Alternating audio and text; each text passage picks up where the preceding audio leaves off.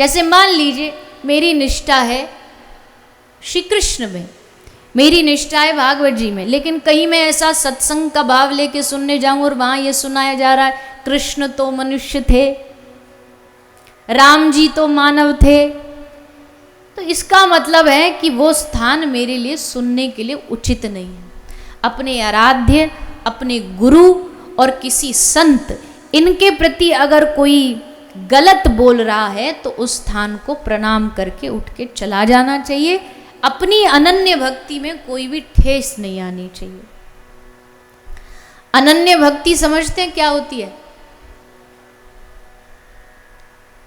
नहीं पता?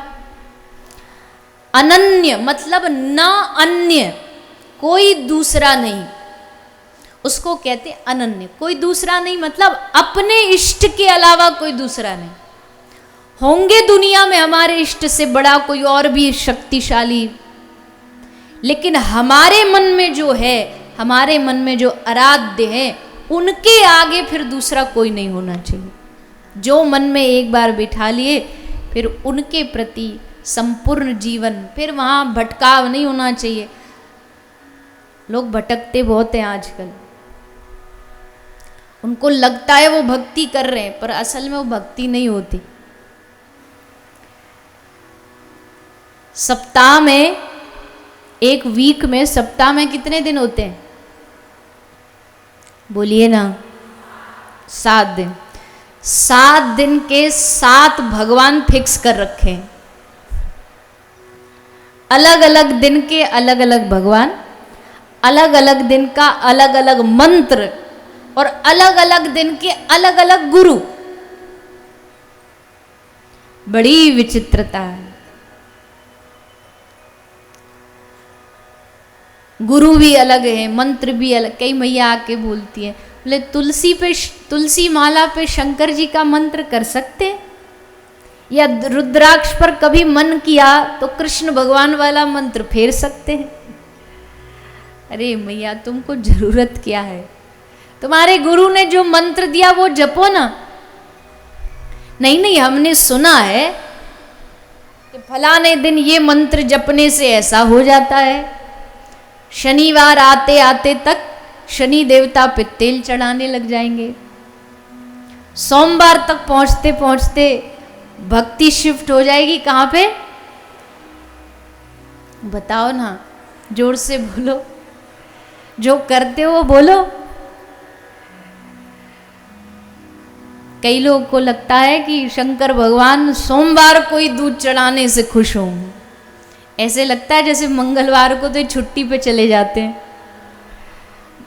सोमवार को तो इनको याद कर लिया, फिर मंगल को याद आ जाएंगे। जय हनुमान ज्ञान गुण सागर, जय कपीस त्रिलोक उजागर। बुद्ध के अलग हैं, बृहस्पति के अलग हैं, सबके अलग अलग हैं। नवरात्रि आई तो 9 दिन, फिर गणपति आए तो भगवान गणपति। अब देखो बात को समझना, नहीं तो मेरे पीछे पड़ जाओगे।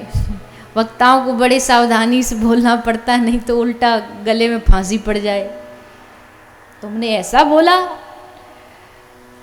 अब इसका मतलब समझिए, इसका मतलब ये नहीं है कि आपको